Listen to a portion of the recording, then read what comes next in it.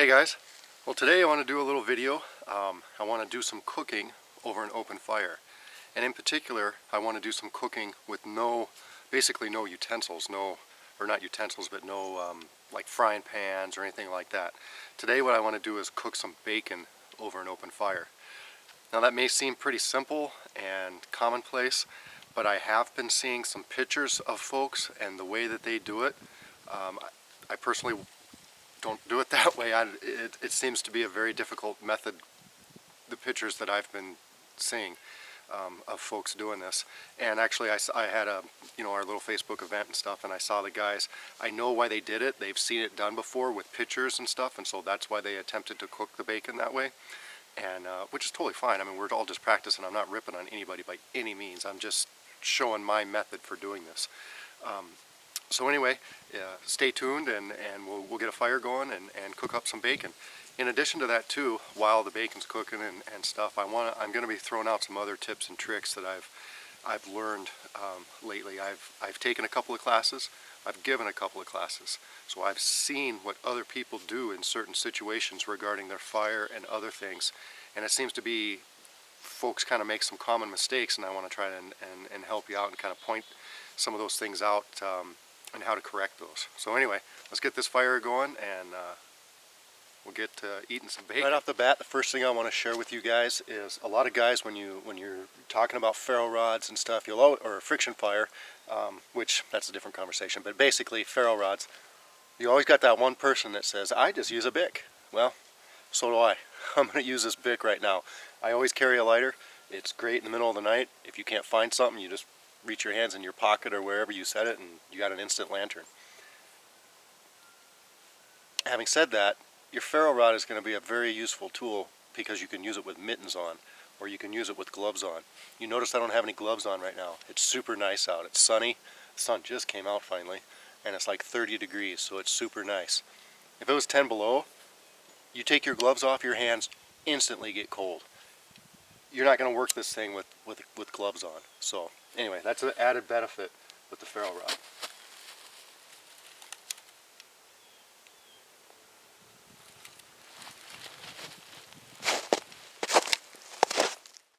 Okay, about your fire, guys.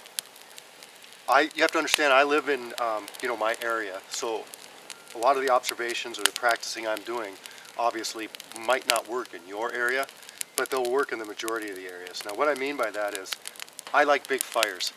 Larger fires are easier to control and easier to start than smaller fires right off the bat. Once I get a coal base here, I can make it as small as I want. Sometimes people get hung up and say, I've got this huge long stick right here, and sometimes people get hung up on smaller fires. They want their fires really small, and so they start adding, like they'll break this down and make little tiny kindling out of it. It's a lot easier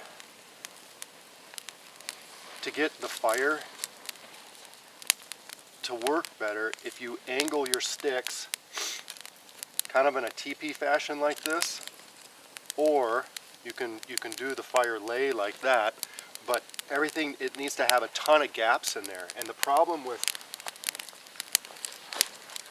making your kindling, your initial kindling, too small like this, is that it doesn't give you the options of, what'll happen is people will start laying them down like this, okay, just totally straight flat across like that, and that's going to smother your fire. Whereas if you have a big stick, you can angle it up and get it out of the base of the coals and allow that fire to travel up and have a lot of air gaps in your fire.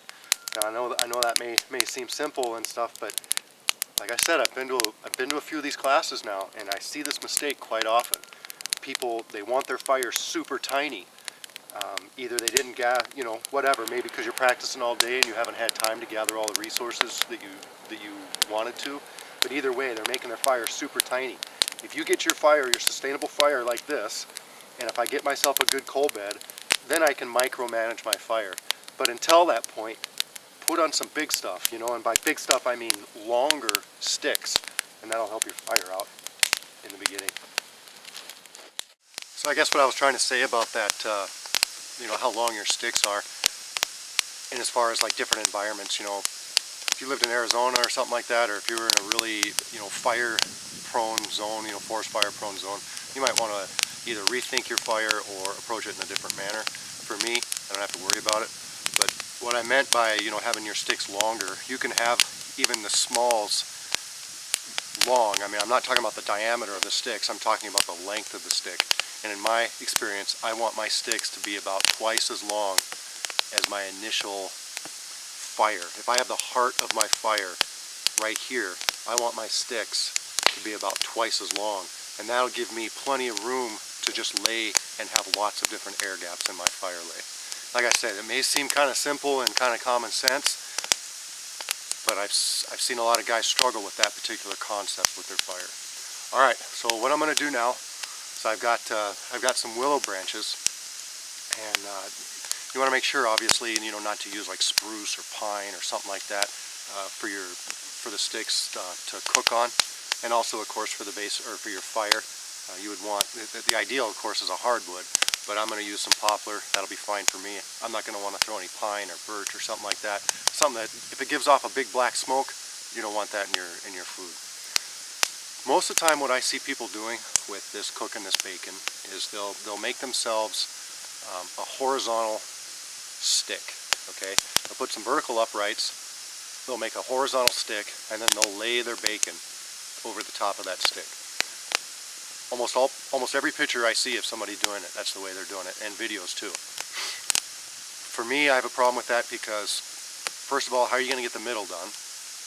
Which obviously you can rotate the bacon and move it places, but that center, you're either going to have, when the bacon is laying over the top of that log, you're going to have a little tag end on one side when you're trying to get the middle done, which could make it slip off your log. Another problem I have with that method is you're adjusting your fire to meet your whatever you're cooking, and which is fine. You can do that. Sometimes you need to do that, like if you're going to do like a spit and rotate your meat and stuff like that. But for me, I would rather adjust the height of the product that I'm cooking, because for me that's easier. It depends too on your situation and how much you've done cooking and how much wood you have. Well, there's a lot of variables, but I don't like that log and then laying the bacon over the top. So I'm going to go about it. Obviously it's winter now, so this is my method for doing it in the winter time.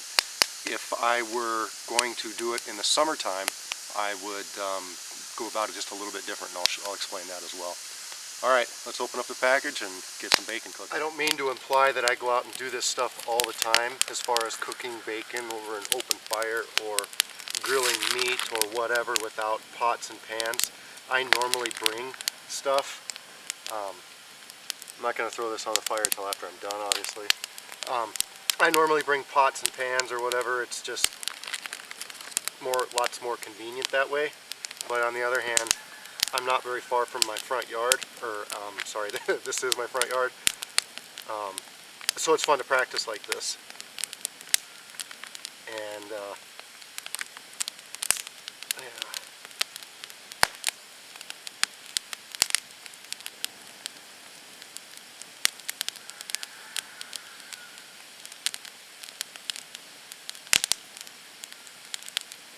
One nice thing about winter camping, there's a lot of nice things about it, but one in particular is the fact that you've got nature's built-in refrigerator. You don't need to bring a cooler or whatever if you're going to bring fresh food. It's kind of nice to be able to, step away from the mountain house or whatever you are eating when you're camping. It's nice to have fresh meat and stuff available. One thing I have done when backpacking in the summertime is I will freeze whatever perishables I have, if you can freeze them like meat in particular, hamburger, whatever, and then I'll wrap it, usually put it in a Ziploc because it's going to leak moisture or blood or whatever, and I'll wrap it in either a t-shirt, or ideally you'd wrap it in some sort of a wool sock or something, because that would insulate it. Just depends on the temperature, if it's not that cold, if it's not that hot out, then you might not want to wrap it in anything so that it will actually defrost. But anyway, that way, at least for the first day, you can have fresh.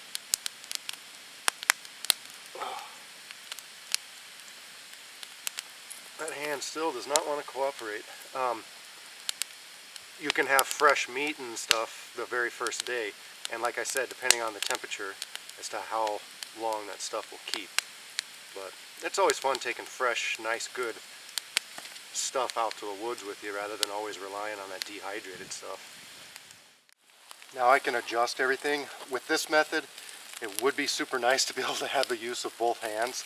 I'd kind of like to be able to reach in here and grab them and grab these logs and stuff for support. It's a little more flimsy than what I would like right now, but that's just because of my limitations. And plus, if I was only doing one of these sticks at a time, it'd be a lot better, to be honest with you, because I'd have more control over it with only having one hand.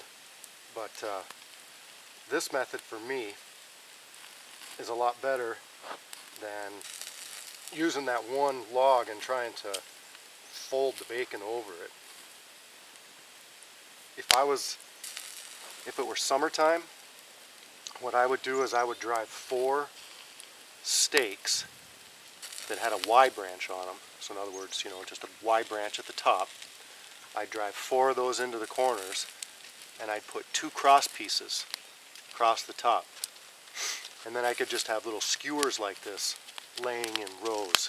Oh, there goes my dog and I bumped the camera. Oh, I don't know how she made it. Anyway, I'd have them skewers across like this, and then I'd have a lot of control over it. And then that way wouldn't be super adjustable, but you know, if I had it low enough to the fire, then I could manage the fire as opposed to lowering and raising the meat. This one up here is not going to get done. You know, it's not close enough to the fire. Like I said, I need to maneuver it a little bit better with this one hand. It's a little bit tougher. So anyway, guys, that's my method for cooking bacon, and I don't want to insinuate or say that I do this stuff all the time. Like I said, I do it once in a while, and it's fun. It's fun to play around. Okay, guys. Like I said, with this bacon video, I'm going to show you a couple other things as well. Now this one, my buddy Jamie Burley showed us this on Facebook, but I'm not sure how much he put it on YouTube. I'm not sure how much people know this one because I never saw it before. One-handed bowline knot, or a different way to make a bowline knot. Okay, so I'm going to make my trucker's hitch.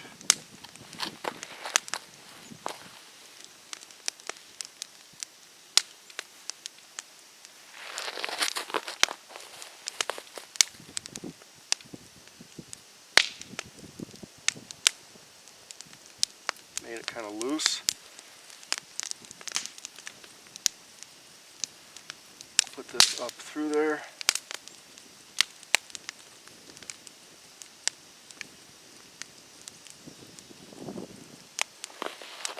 There's your bowline knot right there. The key is that it has to be loose, and this loop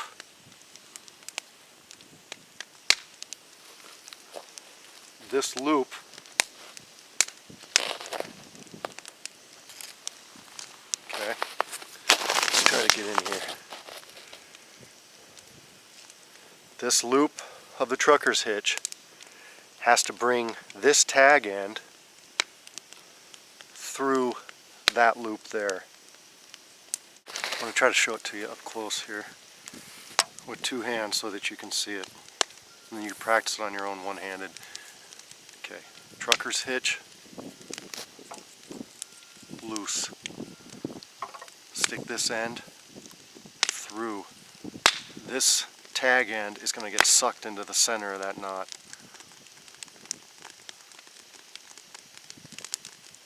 See it just getting sucked in there?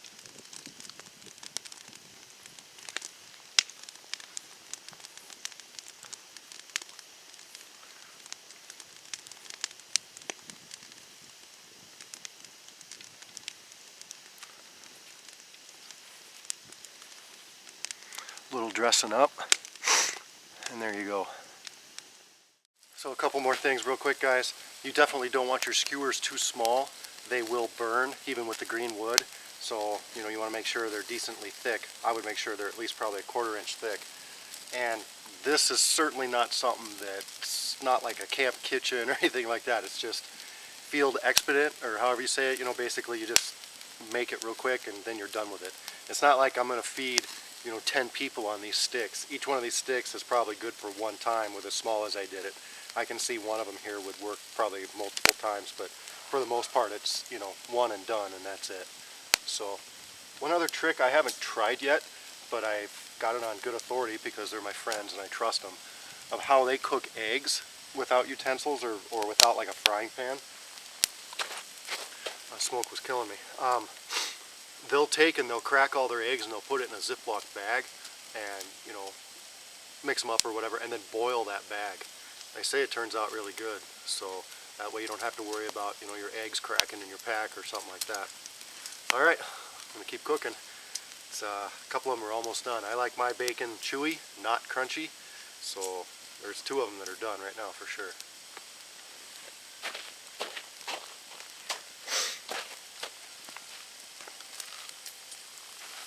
Look at those 2 right there. Now that's super hot bacon grease, obviously. I'm not going to shove that in my gullet quite yet. I'm going to let her cool down for a second. Sometimes too, if you're having problems with, I don't know how much, some of you guys cook or whatever.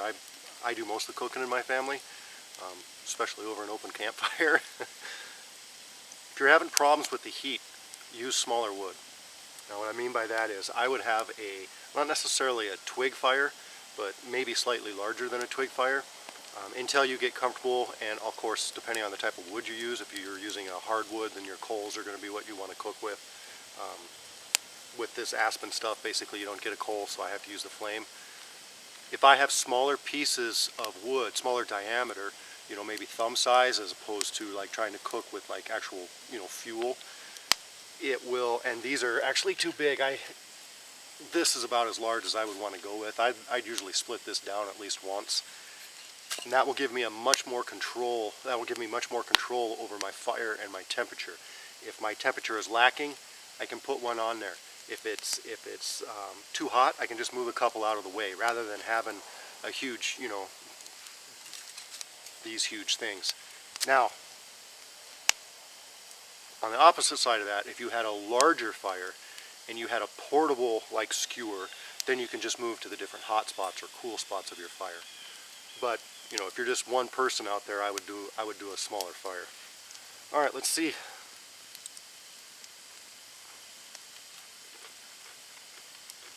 Hey, it's bacon. Huh. That's good bacon too. Holy man.